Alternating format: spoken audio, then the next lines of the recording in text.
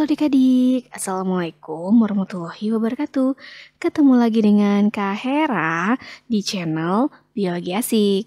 Kali ini kakak akan membahas lagi materi kelas 11 SMA yaitu tentang sistem indera. Nah, sistem indera ini kita bagi menjadi dua bagian ya. Nih, pada bagian pertama ini kakak akan membahas dua organ ya. Jadi kita akan membahas tentang indera penglihatan yaitu mata dan juga indera peraba yaitu kulit. Nah, nanti pada sistem indera bagian kedua kita akan membahas indera pendengaran yaitu telinga, pembau yaitu hidung, dan juga lidah sebagai indera pengecap. Biar kalian lebih paham, tonton videonya hingga selesai ya, jadi jangan sebagian-sebagian aja. Oke, langsung aja yuk kita bahas. Sebelum itu, jangan lupa untuk dukung terus channel Biologi Asik dengan cara klik tombol subscribe, nyalakan loncengnya, dan jangan lupa untuk like dan juga komen video ini sebanyak-banyaknya. Dan jangan skip-skip iklannya ya. Untuk cakupan materinya, yang pertama kita akan membahas mengenai indera penglihatan yaitu mata. Nah, untuk mata kita akan membahas struktur mata itu seperti apa, kemudian bagaimana mekanisme melihat, dan juga gangguan apa saja yang terjadi pada mata. Nah, yang kedua kita akan membahas kulit sebagai indera peraba, dari struktur kulit itu seperti apa, kemudian jenis-jenis reseptor yang terdapat pada kulit, dan juga gangguan pada kulit. Salah satu ciri dari makhluk hidup adalah iritabilitas atau peka terhadap rangsangan. Nah, karena manusia itu peka terhadap rangsang, maka manusia itu dilengkapi dengan reseptor yang dapat menerima impuls atau rangsangan. Jadi, di dalam tubuh kita itu terdapat reseptor atau penerima impuls. Nah, reseptor tersebut terdapat pada alat-alat indera, yaitu mata, telinga, hidung, kulit, dan juga lidah. Lalu apa saja sih jenis-jenis reseptor yang terdapat pada tubuh manusia? Nah, jadi ada 5 ya reseptor yang terdapat pada tubuh kita. Yang pertama ada fotoreseptor, yang kedua ada fonoreseptor, yang ketiga dan keempat itu ada termoreseptor dan mekanoreseptor, dan yang kelima ada kemoreseptor. Nah, ingat ya bahwa reseptor itu kan tadi artinya penerima impuls atau rangsangan. Foto itu dari kata cahaya, maka fotoreseptor itu adalah penerima rangsang cahaya. Maka fotoreseptor ini terdapat pada mata. Nah, yang kedua ada fonoreseptor, berarti fono itu dari kata suara. Jadi fonoreseptor itu penerima rangsang suara, maka fonoreseptor itu terdapat pada indera telinga. Dan yang ketiga dan keempat itu ada termoreseptor dan mekanoreseptor. Jadi termoreseptor itu menerima rangsang suhu, sedangkan mekanoreseptor itu sentuhan. Jadi mekano dan termoreseptor itu terdapat pada organ kulit. Sedangkan yang terakhir ada kemoreseptor yaitu penerima rangsang berupa zat kimia. Ada pada hidung dan juga lidah. Yang pertama ada mata sebagai indera penglihatan. Mata sebagai indera penglihatan itu memiliki alat tambahan. Yang pertama itu ada alis. Alis ini akan melindungi mata kita dari keringat. Yang kedua ada kelopak mata dan juga bulu mata. Kelopak mata dan bulu mata ini melindungi mata kita dari kekeringan dan juga debu. Dan yang ketiga ada kelenjar lakrimal atau kelenjar air mata. Nah, kelenjar air mata ini akan berfungsi untuk menghasilkan air mata. Nah, nanti air mata yang sudah terbentuk itu akan disalurkan melalui dua duktus lakrimal. Lalu dari duktus lakrimal air mata akan dialirkan ke duktus nasolakrimal. Nah, sekarang kita bahas struktur dari bola mata. Nah, struktur dari bola mata yang pertama terdiri dari kornea, kemudian ada aqueous humor, yang ketiga ada pupil, keempat ada iris, kelima ada lensa, keenam ada vitreous humor, ketujuh ada retina, 8 ada koroid, dan ke-9 ada sklera. Bagian mata yang pertama ada kornea. Kornea terletak pada bagian depan dari mata kita dan berwarna transparan atau bening. Kornea ini nanti akan dilindungi oleh suatu selaput yang disebut sebagai konjungtiva. Fungsi dari kornea adalah untuk mentransmisikan cahaya atau meneruskan cahaya. Nah, kemudian yang kedua adalah aqueous humor. Nah, aqueous humor ini merupakan cairan yang mengandung nutrisi untuk kornea dan lensa. Jadi cairan ini terletak di antara kornea dan juga lensa. Yang ketiga ada pupil. Nah, pupil ini merupakan bagian mata kita yang berfungsi untuk mengatur jumlah cahaya. Nah, jadi pupil ini akan bekerja sama dengan yang bagian nomor 4, yaitu iris. Jadi iris dan pupil ini bekerja sama untuk mengatur jumlah cahaya yang masuk ke mata. Nah, iris ini disebut juga sebagai selaput pelangi. Kenapa? Karena iris ini yang memberi warna pada bola mata. Jadi kan bola mata kita tuh ada yang warna hitam, ada yang coklat, atau mungkin kalau orang bule ya, ada yang biru, ada yang abu-abu. Nah, itu dikarenakan terdapatnya pigmen di dalam iris. Lalu bagaimana mekanisme pengaturan cahaya yang dilakukan oleh iris dan pupil? Nah, jadi di dalam pupil itu terdapat dua otot, yaitu otot sirkuler dan otot radial. Nah, ketika kita dalam kondisi yang banyak cahaya atau dalam cahaya yang terang, misalnya lagi banyak cahaya gitu ya, nah itu pupil kita akan secara otomatis mengalami kontraksi. Nah, jadi otot-otot sirkuler yang terdapat di dalam pupil itu akan mengalami kontraksi sehingga pupil mata kita akan mengecil. Nah, proses ini diatur oleh saraf parasimpatik. Dan sebaliknya ya, ketika kita dalam kondisi cahaya yang redup atau remang-remang, nah itu pupil mata kita akan secara otomatis mengalami relaksasi atau dilatasi yang menyebabkan otot-otot radial itu mengalami kontraksi. Nah, jadi karena otot-otot radialnya mengalami kontraksi sehingga pupil mata kita tuh jadi melebar. Nah, proses tersebut diatur oleh simpatik. Sekali lagi ya, berarti ketika cahayanya terang, pupil kita itu akan mengecil karena pupil kita berkontraksi. Nah, sedangkan ketika cahaya yang redup, pupil kita itu akan dilatasi sehingga pupil itu akan melebar. Selanjutnya ada lensa mata. Nah, lensa itu berbentuk bikonveks, kemudian lentur dan juga transparan. Nah, lensa ini berfungsi untuk mengatur cahaya agar jatuh tepat di retina. Jadi, lensa ini akan mengatur agar cahaya itu jatuhnya tepat di retina. Bagaimana caranya? Nah, jadi cara lensa untuk memfokuskan cahaya itu adalah dengan lensa itu akan memipih dan juga mencembung. Nah, dikarenakan di lensa itu nanti terdapat yang namanya otot siliaris. Kemampuan otot siliaris untuk menebalkan atau memipihkan lensa mata itu disebut sebagai daya akomodasi. Nah, jadi nanti dengan kemampuan inilah lensa mata itu akan mengatur cahaya agar jatuhnya di retina. Jadi, saat mata kita melihat ke benda yang jauh, maka lensa mata kita itu harus lebih pipih, sehingga otot-otot siliaris itu akan mengendur atau lebih pipih, sehingga nanti bayangan benda itu jatuhnya jadi tepat di retina. Jadi, ketika kita melihat benda yang jauh, lensa mata kita itu harus memipih. Nah, maka otot siliarisnya itu harus mengendur gitu ya. Dan sebaliknya, ketika mata kita itu melihat ke benda yang dekat, maka lensa mata kita itu harus mencembung, sehingga otot-otot siliaris itu akan berkontraksi, ya kan, harus berkontraksi atau menegang, sehingga nanti cahaya atau bayangan benda itu jatuhnya jadi tepat di retina. Selanjutnya yang keenam ada vitreous humor. Nah, vitreous humor itu merupakan cairan mata yang berfungsi untuk mempertahankan bentuk bola mata dan juga posisi retina terhadap kornea. Yang ketujuh ada retina atau selaput jala. Nah, retina ini merupakan lapisan terdalam dari mata kita. Jadi mata kita itu memiliki 3 lapisan ya, nanti lapisan terdalamnya itu adalah retina. Nah, retina sendiri terdiri dari yang pertama ada fovea atau bintik kuning, yang kedua kemudian ada saraf optik atau saraf penglihatan, dan yang ketiga ada bintik buta. Nah, bintik kuning ini merupakan tempat jatuhnya cahaya ya. Jadi tempat di mana ada fotoreseptor itu adalah di fovea. Nah, sedangkan bintik buta itu adalah bagian retina yang tidak mengandung fotoreseptor. Nah, fotoreseptor yang terdapat pada fovea itu ada 2 ya. Yang pertama ada sel kerucut. Nah, bentuknya seperti kerucut seperti ini ya. Nah, sel kerucut ini merupakan fotoreseptor yang mengandung pigmen iodopsin. Nah, jadi sel kerucut ini nanti sensitif terhadap warna. Nah, jadi ada 3 pigmen yang terdapat pada sel kerucut, yaitu ada iodopsin merah, hijau, dan juga biru. Nah, kemudian sel kerucut ini bekerja pada intensitas cahaya tinggi.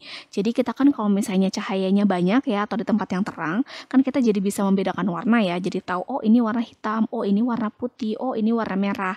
Nah, itu dikarenakan kita memiliki pigmen iodopsin.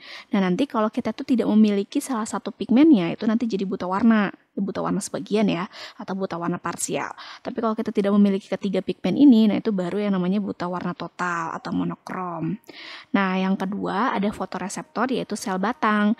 Nah, sel batang ini mengandung rodopsin. Rodopsin ini tidak sensitif terhadap warna dan bekerja pada intensitas cahaya yang rendah. Jadi kita kan kalau di tempat yang agak redup, yang gelap ya, kan kita tidak terlalu bisa membedakan warna ya. Misalnya ada warna hitam dan abu-abu, kan kita agak sulit ya untuk membedakannya ya, karena kondisi cahayanya sangat rendah. Nah, rodopsin ini pembentukannya dipengaruhi oleh vitamin A. Jadi makanya kita tidak boleh kekurangan vitamin A, karena kalau kita kekurangan vitamin A, nah rodopsin ini tidak terbentuk, sehingga nanti kita tidak bisa melihat ketika kondisi cahaya yang rendah. Nah, itu yang disebut sebagai rabun senja. Pada manusia, jumlah sel kerucut itu akan lebih banyak dari sel batang, sehingga manusia itu akan lebih bisa melihat itu ketika kondisi cahayanya terang. Ya, dan sebaliknya pada hewan-hewan nokturnal itu sel batangnya yang jauh lebih banyak dibandingkan sel kerucutnya. Makanya kalau hewan-hewan malam seperti kelelawar atau hewan nokturnal lain ya, itu umumnya lebih bisa melihat justru kalau suasananya gelap. Jadi kalau manusia itu bisa melihatnya kalau terang, nah itu karena kan sel kerucutnya lebih banyak.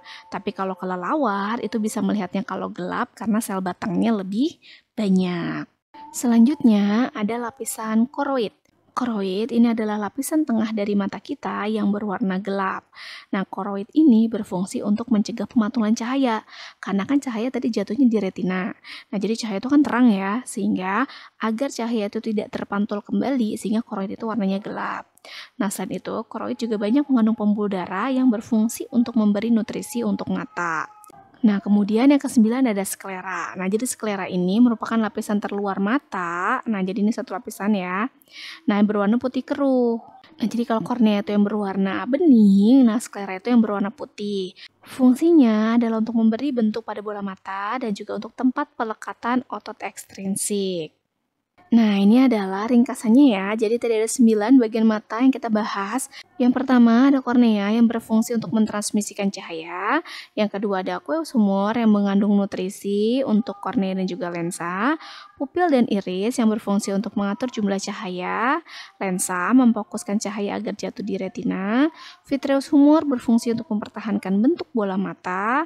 Retina berfungsi untuk menangkap dan mengubah cahaya menjadi impuls untuk diteruskan ke otak. Koroid untuk mencegah pemantulan cahaya, dan yang terakhir ada sklera yang berfungsi untuk memberi bentuk bola mata dan untuk perlekatan otot ekstrinsik. Nah, lalu bagaimana sih mekanisme mata kita dalam melihat? Nah, jadi prosesnya pertama-tama cahaya itu nanti akan diteruskan atau ditransmisikan oleh kornea menuju ke aqueous humor. Jadi dari kornea cahaya akan masuk ke aqueous humor, lalu dari aqueous humor nanti cahaya itu akan diteruskan ke pupil. Nah, pupil itu yang akan mengatur jumlah cahaya yang masuk ke mata kita. Dari pupil, kemudian cahaya akan diteruskan ke lensa. Nah, lensa ini berfungsi untuk memfokuskan cahaya agar jatuh di retina. Jadi, oleh lensa, cahaya ini nanti akan diteruskan ke vitreous humor. Dari vitreous humor, baru cahaya itu nanti akan jatuh di retina. Jadi tadi lensa kan yang memfokuskan agar jatuhnya di retina. Nah, retina itu berarti yang menerima cahaya atau bayangan. Nah, ingat ya, sifat cahaya yang jatuh di retina itu nyata, terbalik dan diperkecil. Jadi kalau kita lihat suatu benda itu besar, nanti nyampe ke mata kita itu dia jadi kecil dan terbalik gitu ya. Nah, dari retina nanti cahaya itu akan diteruskan oleh saraf optik. Nah, dari saraf optik kemudian akan diteruskan ke otak. Nah, jadi nanti otak lain akan mengolah sehingga nanti kita tahu bahwa oh ini warna apa, jadi muncullah persepsi warnanya dan objeknya itu apa. Nah, seperti ini ya kalau kita simpulkan. Jadi pertama cahaya akan dipantulkan oleh benda. Nah, cahaya kemudian menembus ke kornea. Dari kornea akan diteruskan ke pupil melalui aqueous humor tentunya. Dari pupil kemudian cahaya difokuskan oleh lensa menuju bintik kuning atau ke retina, ya kan? Terbentuk bayangan yang bersifat nyata, terbalik dan diperkecil. Nah, kemudian fotoreseptor yang ada di retina akan meneruskan sinyal cahaya menuju saraf optik, ya kan? Dari saraf optik baru otak akan membalikan lagi bayangan yang terlihat oleh retina sehingga nanti muncullah objek yang terlihat sesuai dengan aslinya. Jadi dari yang awalnya terbalik dan diperkecil nanti oleh otak akan dikembalikan lagi sesuai dengan aslinya. Nah, selanjutnya kita bahas gangguan-gangguan yang terjadi pada mata. Nah, jadi apa aja sih gangguan-gangguan yang bisa terjadi pada mata? Yang pertama itu ada katarak. Nah, jadi ini adalah kondisi ketika mata kita normal. Nah, ini jika terjadi katarak ya. Jadi katarak itu adalah kondisi di mana lensa itu menjadi keruh. Jadi terjadi kekeruhan pada lensa karena terbentuknya protein hingga menghalangi pandangan. Jadi protein inilah yang membuat pandangan itu menjadi buram ya. Kemudian yang kedua ada glaukoma. Jadi glaukoma itu adalah kondisi di mana terjadi kerusakan pada saraf mata akibat tingginya tekanan pada cairan bola mata atau vitreous humor. Nah, jadi kondisi tersebut disebabkan karena produksi cairan vitreous humor yang berlebihan. Jadi karena cairannya berlebih, akhirnya tekanannya kuat sehingga merusak saraf mata kita. Nah, yang ketiga ada nyctalopia atau rabun senja, yaitu kondisi ketika mata itu kesulitan melihat saat gelap atau sedikit cahaya. Jadi biasanya kan kita kalau ada sedikit cahaya itu masih bisa lihat ya, cuma kan mungkin samar-samar. Nah, orang yang menderita rabun senja itu tidak bisa melihat saat kondisi cahayanya itu sedikit atau remang-remang ya.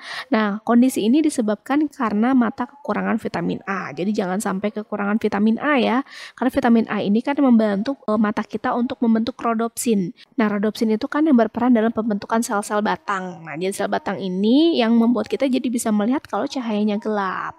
Selanjutnya yang keempat ada miopi atau rabun jauh. Jadi miopi atau rabun jauh ini adalah kondisi ketika lensa mata itu terlalu cembung ya, sehingga bayangan benda yang harusnya jatuh tepat di retina jatuhnya jadi di depan. Nah, seperti ini ya.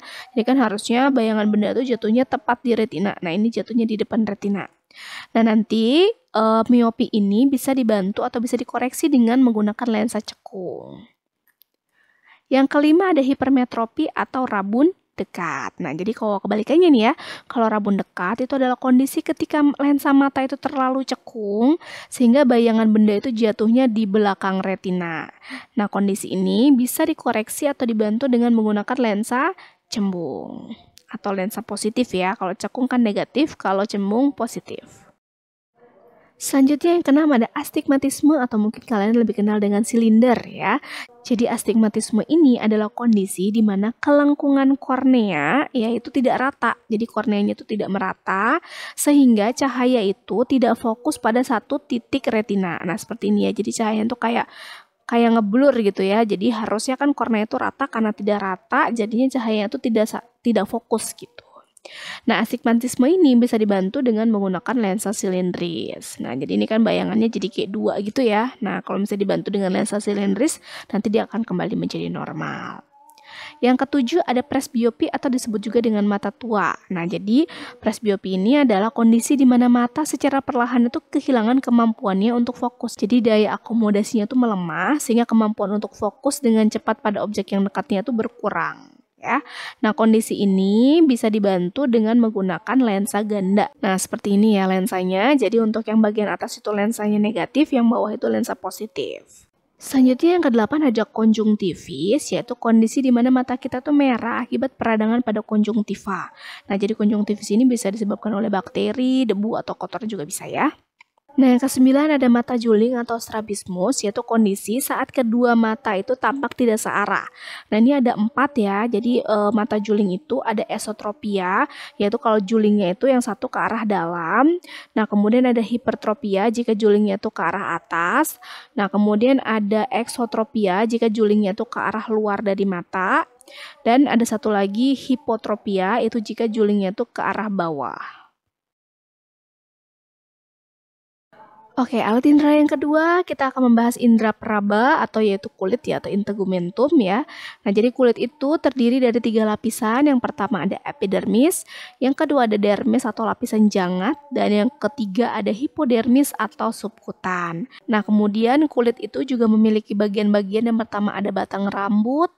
Nah, kemudian kita juga akan menemukan pori-pori pada kulit kita. Kemudian ada kelenjar sudorifera atau kelenjar keringat. Nah, kemudian ada kelenjar minyak atau sebasea. Nah, ini jadi yang terdapat pada lapisan dermis ya.